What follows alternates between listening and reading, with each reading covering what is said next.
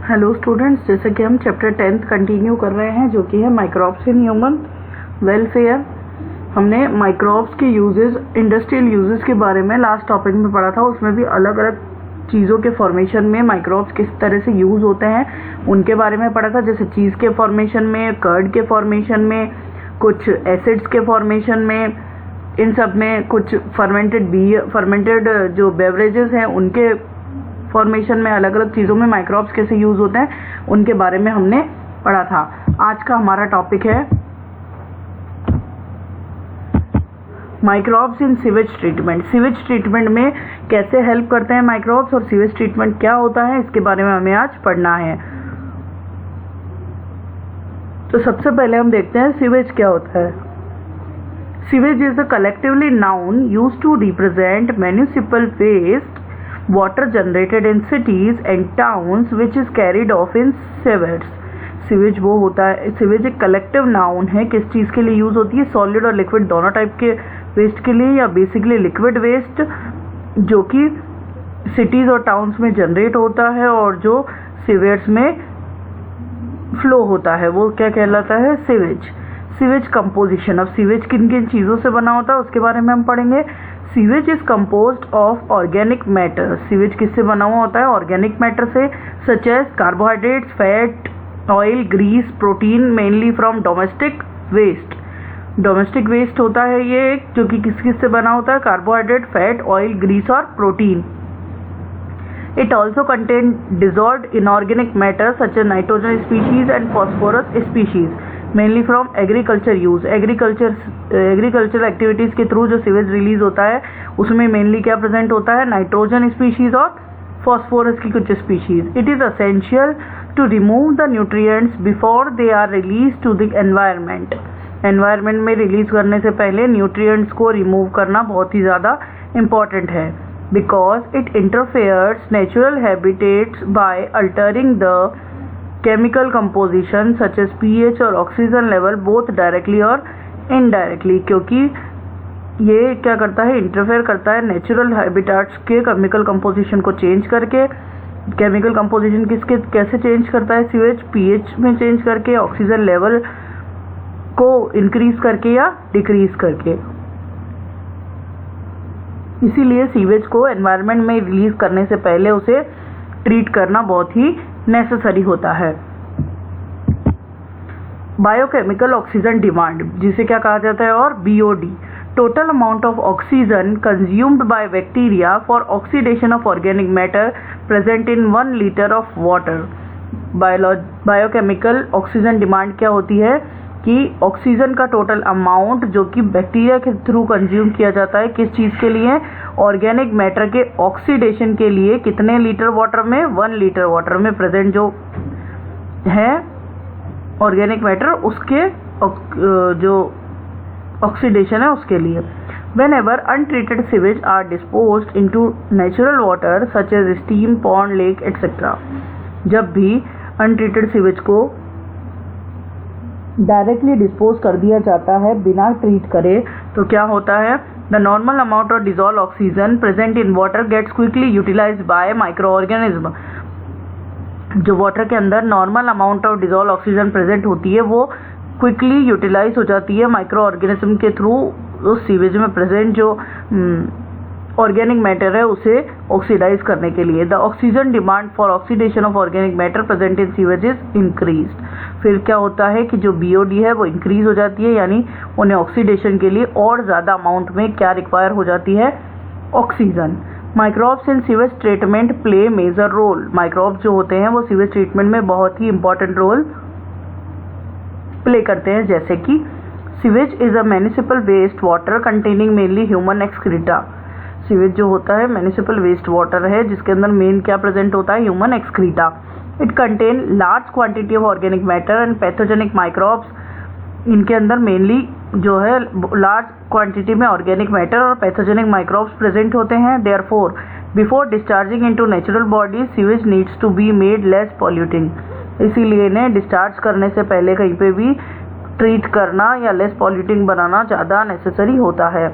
Sewage treatment is carried out in sewage treatment plants in following steps. Sewage को treat करने के लिए कुछ सीवेज ट्रीटमेंट प्लांट्स बनाए गए हैं, उन्हीं में सीवेज का जो है वो पूरी तरह से ट्रीटमेंट होता है। उसी के बाद इसे कहीं भी किसी भी वाटर रिसोर्स में रिलीज कर दिया जाता है। अब सीवेज ट्रीटमेंट के दो मेन प्रोसीजर होते हैं, primary treatment and secondary treatment. तो सबसे पहले हम पढ़ेंगे primary treatment of sewage. A, this step involves physical removal of large and small particles from sewage through filtration and sedimentation. सबसे पहले जब सीवेज को कलेक्ट किया जाता है, कलेक्ट करने के बाद उसमें से फिजिकल जो क्वांटिटी, फिजिकल जो कंपाउंड्स है या फिजिकल जो वेस्ट है उसे रिमूव किया जाता है, जैसे कि लार्ज और स्मॉल पार्टिकल्स है, उन्हें फिल्ट्रेशन और सेडिमेंटेशन के थ्रू जो है वो रिमूव किया जा सकता है, इसलिए सबसे पहले ये प्रोसीजर होता है। उसके बाद floating debris is removed bye sequential filtration by passing through wire mesh screens. Wire mesh screen जो है वो लगी रहती है सीवेज प्लांट में। उस क्या होता है, जो फ्लोटिंग डेब्रिस है यानी फ्लोट करने वाले लाइट वेट जो वेस्ट होता है उसे रिमूव किया जाता है सीक्वेंशियली, उसे फिल्ट्रेट करके। आफ्टर दिस द ग्रिट क्या होता है, soil and small pebbles is removed by sedimentation in settling tank. उसके बाद जो ग्रिट है, सॉइल और स्मॉल पेबल्स जो है उन्हें सेडिमेंटेशन के थ्रू सेटलिंग टैंक्स में रख करके रिमूव किया जाता है। This sedimentation is called primary sludge and the supernatant forms the primary effluent. ये जो सेडिमेंट है इसे क्या कहा जाता है, प्राइमरी स्लज। और जो सुपरनेटेड लिक्विड या फॉर्म है उसे कहा जाता है primary effluent. The effluent is taken for secondary treatment, क्योंकि सेडिमेंटेशन के बाद जो स्लज होगा वो तो क्या होगी, इम्प्योरिटीज। तो सुपरनेटेड फॉर्म जो होती है उसकी, उसे आगे सेकेंडरी ट्रीटमेंट के लिए यूज किया जाता है। नेक्स्ट है सेकेंडरी ट्रीटमेंट, बायोलॉजिकल ट्रीटमेंट होता है ये। Secondary treatment of sewage is done on primary effluent. Primary effluent को सेकेंडरी ट्रीटमेंट के लिए यूज किया जाता है। Primary effluent is passed into large aeration tank with constant mechanical agitation and air supply. ऐसे एयरेशन लार्ज टैंक बनाए जाते हैं जिनके के अंदर एजिटेटर लगा हुआ हो और एयर सप्लाई कंटिन्यू हो।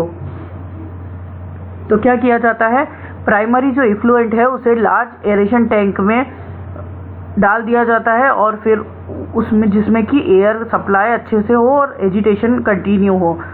उसके बाद this allows vigorous growth of useful aerobic microbes. इससे क्या होती है, यूजफुल माइक्रोब्स की एक्स्ट्रा ग्रोथ होती है इनटू फ्लॉक्स। फ्लॉक्स क्या होते हैं, masses of bacteria associated with fungal filaments to form mesh like structure। Message होते हैं बैक्टीरिया के जो कि फंगल फिलामेंट से एसोसिएटेड होते हैं और बनाते क्या है, mesh like structures.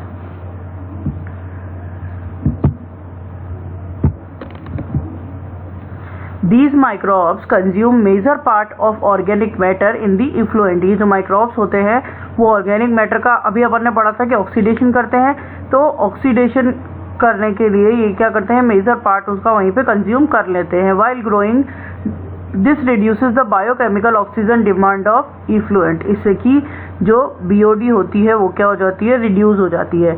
When BOD of sewage get reduce it is passes into settling tank. जब बीओडी रिड्यूस हो जाती है तो जो सीवेज होता है उसे सेटलिंग टैंक में शिफ्ट कर दिया जाता है। The bacterial flocs settle in tank and the sediment is called activated sludge. इसके बाद सेटलिंग टैंक में शिफ्ट करने के बाद जो बैक्टीरियल फ्लॉक्स होते हैं वो सेटल डाउन हो जाते हैं और जो सेडिमेंट होता है उसे क्या कहा जाता है, activated sludge. A small amount of activated sludge is pumped back into the aeration tank to serve inoculum. उसके बाद जो एक स्मॉल अमाउंट होता है एक्टिवेटेड स्लज का उसे वापस से एयरेशन टैंक में शिफ्ट किया जाता है इनोक्यूलम यानी एयर से ट्रीट करवाने के लिए। The remaining major part of sludge is pumped into large tanks called anaerobic sludge digesters. उसके बाद स्लज का जो रिमेनिंग पार्ट होता है उसे किसमें, लार्ज टैंक में शिफ्ट कर दिया जाता है या ट्रांसफर कर दिया जाता है, जो कि क्या होते हैं, जिन्हें क्या कहा जाता है, एनएरोबिक स्लज डाइजेस्टर्स। जिनमें एनएरोबिक स्लज डाइजेस्टर होते हैं वो जिनमें एयर की रिक्वायरमेंट नहीं होती है। In sludge digester other kind of bacteria which grow anaerobically, यानी उसमें जो बैक्टीरिया ग्रो करते हैं उन्हें एयर की रिक्वायरमेंट नहीं होती। Digest the bacteria and the fungi in the sludge. जो स्लैश डाइजेशन होते हैं वो क्या करते हैं, उनमें जो other kinds of bacteria present होते हैं उन बैक्टीरियाज को और फंजाइज को डाइजेस्ट कर लेते हैं. During this process bacteria produce a mixture of gases such as methane, hydrogen sulphide and carbon dioxide which form biogas. इस प्रोसेस में बैक्टीरिया एक मिक्सचर प्रोड्यूस करते हैं गैसेस का, जिसमें कि मीथेन, हाइड्रोजन सल्फाइड और कार्बन डाइऑक्साइड होते हैं, जो कि क्या बनाते हैं, बायोगैस. और बायोगैस को as a source of energy use किया जाता है. The effluent from secondary treatment से generally release into natural water bodies. उसके बाद सेकेंडरी ट्रीटमेंट के बाद जो इफ्लुएंट होता है उसे नेचुरल बॉडीज में रिलीज कर दिया जाता है.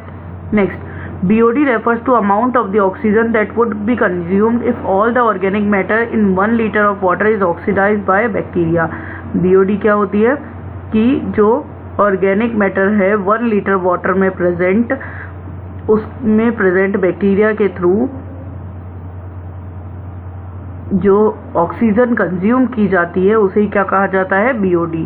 BOD measures the rate of uptake of oxygen by the microbes in a sample of water.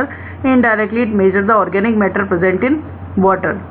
Basically ये क्या मेजर करती है BOD कि कितना ऑर्गेनिक मैटर प्रेजेंट है किसी भी वाटर में.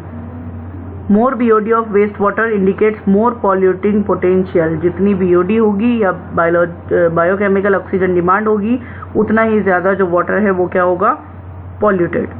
Due to increased urbanization, sewage is being produced in large quantities. Urbanization increase होने की वजह से sewage भी क्या हो रहा है, धीरे धीरे बढ़ता जा रहा है. So the untreated sewage is often discharged directly into the rivers, leading to their pollution, increased in waterborne disease. तो क्या हो रहा है कि अनट्रीटेड वाटर को धीरे धीरे वाटर रिसोर्सेज में रिलीज कर दिया जा रहा है, जिससे कि कुछ डिजीजेज डेवलप हो रही है जिन्हें वाटरबॉर्न डिजीजेज कहा जाता है, और उससे पॉल्यूशन भी बढ़ रहा है. The ministry of environment and forest has initiated Ganga action plan and Yamuna action plan to save the major rivers of our country from pollution.